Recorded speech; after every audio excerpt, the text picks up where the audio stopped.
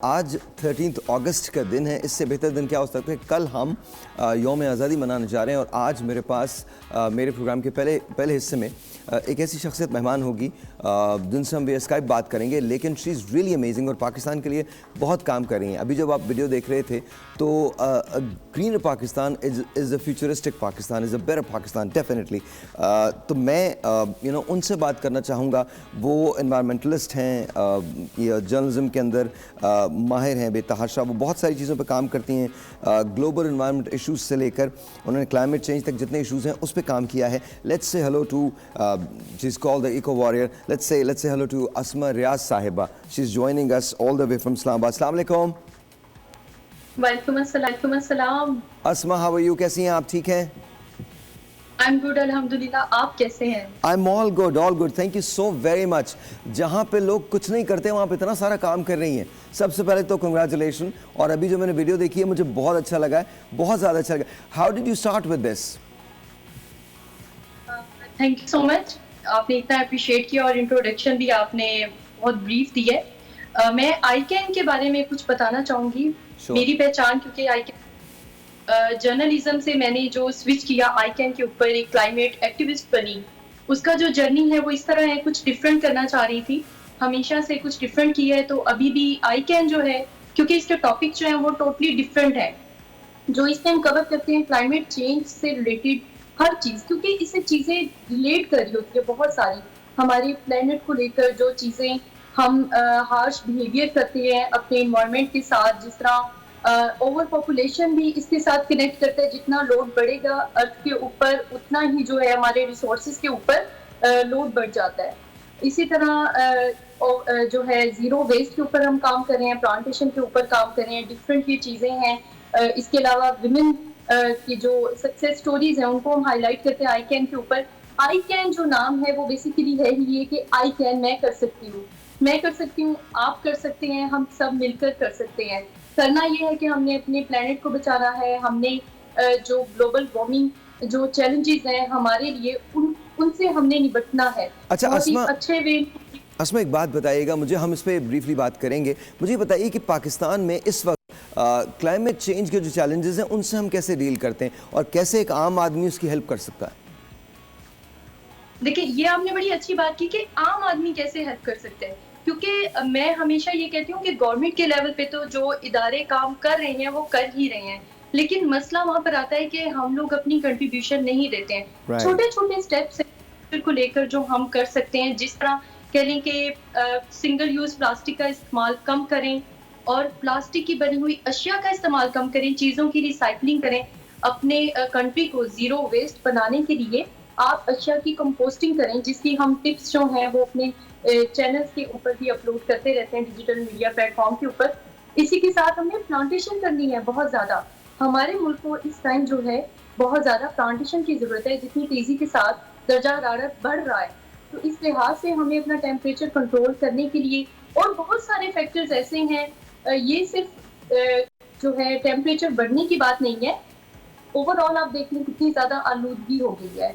Overall देखा जाए तो जितनी भी हम फैक्ट्रीज वगैरह बनाते हैं, उनका जो वेस्ट वाटर होता है वो हमारे वाटर सोर्सेज के साथ शामिल हो जाता है। उससे भी ह्यूमन हेल्थ जो है वो बहुत बुरी तरह से मुतासिर होती है। अच्छा, आपने जो अभी बात की उसमें बात की आपने वाटर कंजर्वेशन की भी, कि वाटर को किस तरह से हम बचा सकते हैं, पानी की बचत हम किस तरह से कर सकते हैं। ज़ीरो वेस्ट मैनेजमेंट की आपने बात की है, एनवायरमेंटल क्लिनजिंग की बात की है, पौधे लगाने से पोल्यूशन जो होती है वो कम हो जाती है।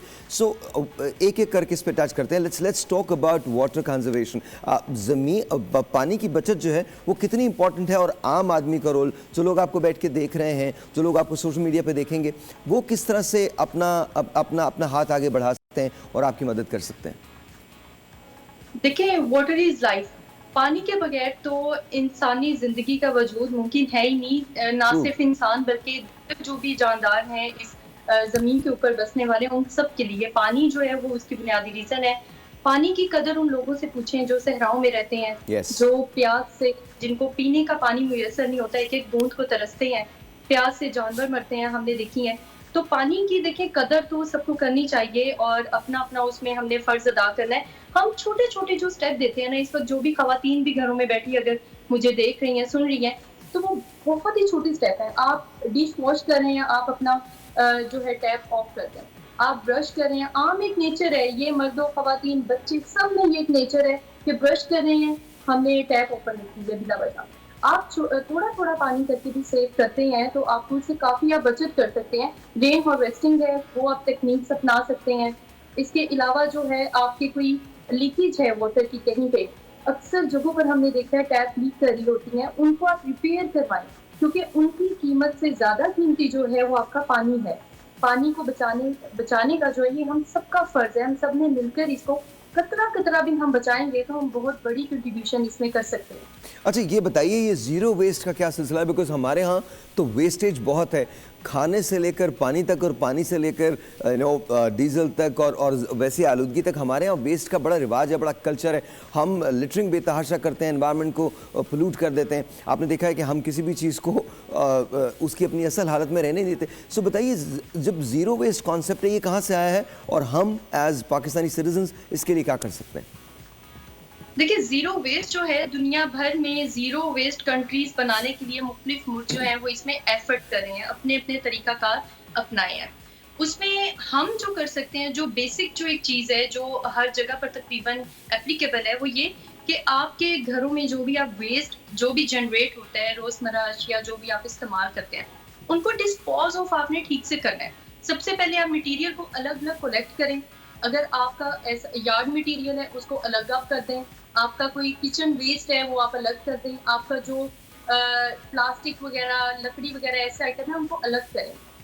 आपके जब आप अलग-अलग मटीरियल को कलेक्ट करेंगे, उनको सेव करेंगे और डेज़िग्नेटेड एरिया तक उनको प्रॉपर्ली डिस्पोज़ ऑफ करेंगे, तो उसमें से रिसाइक्लेबल अशिया को निकाल के उनकी रिसाइक्लिंग करना आसान होगा। और आपकी जो किचन वेस्ट है, आपके फलों, सब्जियों के छिलके वगैरह हैं, इस तरह की जो यार्ड वेस्ट है, उसको आप सेव करके आप कंपोस्टिंग बना सकते हैं। वो जो कंपोस्टिंग है, कैन यू इमेजिन कि वेस्ट के साथ आप ज़मीन के लिए खूबसूरत बहुत ही बेहतरीन खाद तैयार कर सकते हैं। उसी कंपोस्टिंग को आप अपनी किचन गार्डनिंग में यूज़ करें, उससे आपकी जो भी प्लांटेशन आप करेंगे वो बहुत अच्छी ग्रो करेगी।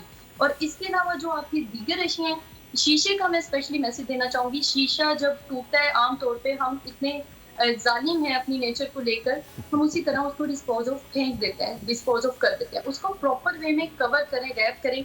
उसमें 2 चीज़ें हैं। नंबर 1, जो आपके हेल्पर्स आते हैं, जो कूड़ा-करकट इकट्ठा करते हैं और वहाँ से लेकर जाते हैं दूसरी जगहों, उनको भी उससे कोई इंजरी हो सकती है। दूसरा, जो एनिमल है, अमूमन एनिमल जो है वो खाना वगैरह इसी कूड़ा-करकट में ही जाके अपना तलाश करते हैं। वो इससे बहुत ज़ख्मी होते हैं, ऐसे केसेस मैंने देखे हैं। तो अपनी वेस्ट को ठीक से ठिकाने लगाना ये हमारी ज़िम्मेदारी है। होता क्या है, डस्टबिन पड़ी होती है लेकिन कूड़ा-करकट बाहर गिरा हुआ होता है। ये हमारी ज़िम्मेदारी है कि हमने उसको ठीक से अंदर डालना है। और अगर वो ओवरफ्लो हो चुकी है किसी रीज़न से, तो आपने प्रॉपर बैग्स लेने हैं और बैग्स भी आपने इको फ्रेंडली बैग का इस्तेमाल करें। प्लास्टिक बैग से टोटली आपने इज्तनाब करना है। दूसरे बैग्स आपको मिलते हैं जो आप ले सकते हैं, बायोडिग्रेडेबल बैग्स में मार्केट से। उनमें उनको पैक करके अपना कूड़ा-करकट और उसको अच्छे से उसको बंद करके अपने घर के बाहर या जो भी एरियाज़ आपके लिए डिसाइडेड किए गए हैं, वहाँ पे उनको रख दें। ऑलराइट। अच्छा, आपने एक और बात की है और बड़ी इंपॉर्टेंट बात है, एनवायरमेंटल जस्टिस की। ये क्या चीज़ है जी? एनवायरमेंटल जस्टिस क्या चीज़ है? कुछ थोड़ी सी इस पर रोशनी डालें। I do want to talk about over population. अभी आपने बात की है कि उससे फैमिली पे क्या असर होता है, इकोसिस्टम हमारा किस तरह से मुतासर होता है। ऑब्वियसली अगर आपकी पॉपुलेशन बहुत ज़्यादा हो जाती है तो आपकी रिसोर्स मैनेजमेंट जो है वो बड़ी मुतासर हो जाती है। उसके बारे में हम बाद में बात करेंगे, अगली ब्रेक में बात करेंगे। लेकिन right now I want to know about environmental justice. इसका मतलब क्या है? क्या हमें इसका कॉन्सेप्ट भी पता है? एनवायरमेंट जस्टिस जो है, देखिए, वो छोटे-छोटे स्टेप्स हैं जो हम अपनी नेचर को लेकर करते हैं। हमें अल्लाह ताला ने, हमें कुदरत ने बहुत सी नेमतों की कदर करें, उनको सँभालें, उन रिसोर्सेज़ को वेस्ट मत करें। सबसे पहले आपके समुंदर देख लें। समुंदर पे आप देखें, कराची में साहिल समुंदर लोग आते हैं। कोई और भी ऐसे पिकनिक पॉइंट्स हों, वहाँ पर हम जाते हैं। नॉर्दर्न एरियाज़ में लोग जाते हैं विज़िट करने के लिए। वहाँ झीलें बनी हैं, दरिया का पानी है, लोग कूड़ा-करकट उसके अंदर फेंक देते हैं। समुंदर के किनारे जो भी कूड़ा-करकट फेंका हुआ होता है, वो क्या होता है, पानी की लहरें बहाकर उसे समुंदर के अंदर ले जाती हैं और वो जो समुंदर की जो स्पीशीज़ हैं, उनके लिए इस कदर डेंजरस साबित होता है कि उनके लिए भी जानलेवा हद तक हो जाता है।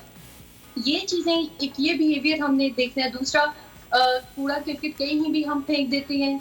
ये एक बहुत बड़ी ज़्यादती है। तीसरा, डिफ़ॉरेस्टेशन हम बड़ी तेज़ी के साथ कर रहे हैं। नए प्लांट्स तो क्या लगाना, जो लगे हुए हैं, उसकी बहुत सारी वजूहात हैं, जिनके ऊपर हम बात कर सकते हैं कि गुर्बत है, एक बड़ी अच्छा, वजह ये उसकी जो वजह ये से जो ये जो असमें ये जो इतनी सारे हमारे कंस्ट्रक्शन के काम हो रहे हैं, बड़ी हमारी कंक्रीट बिल्डिंग्स बन रही हैं, इनको आप लोग क्या कहते हैं? इनको किस तरह से एडवाइस करते हैं? बिकॉज मैंने सिंगापुर में देखा है, मैंने कुछ और जगह देखा है कि वहाँ पर दीवारों पर उन्होंने सब्जा उगाया हुआ है, जबकि हमारे यहाँ इसका कोई कॉन्सेप्ट नहीं है। What do you tell them? क्या कहती हैं आप उनको?